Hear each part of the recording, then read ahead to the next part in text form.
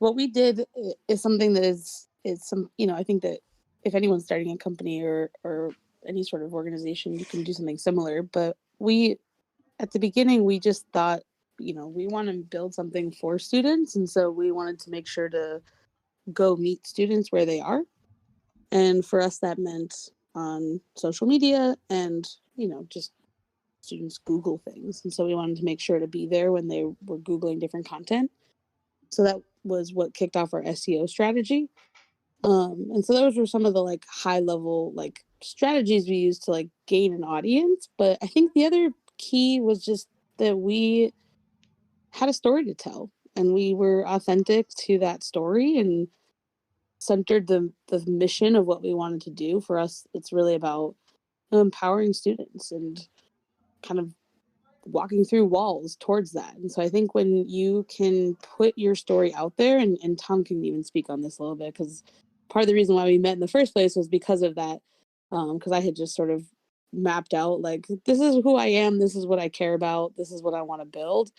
And people have sort of gravitated to that. The more, centered and strong we are in those beliefs, that's really allowed us to then get people to listen to our story and to join us on our journey.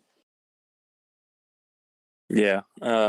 Just to piggyback off Amanda, I think really figuring out why you're doing it, why you're doing something, and for who you're doing that work for, I think is important when you're trying to create something.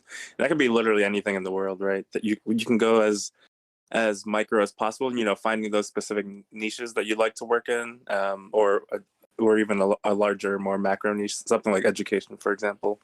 I think the story part is huge because that's part of your why and why you're doing it. And I think your why is your strongest thing that you have of doing anything. And so if you can get people to buy in on that why, then like Amanda did with me and all the people that have come to Fiveable after, I think that that's how real like organic ground up growth happens.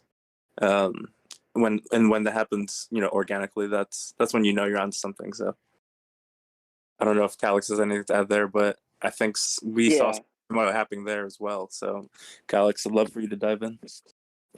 Definitely, yeah. I mean, it's kind of the same as Amanda said, just meeting students where they are.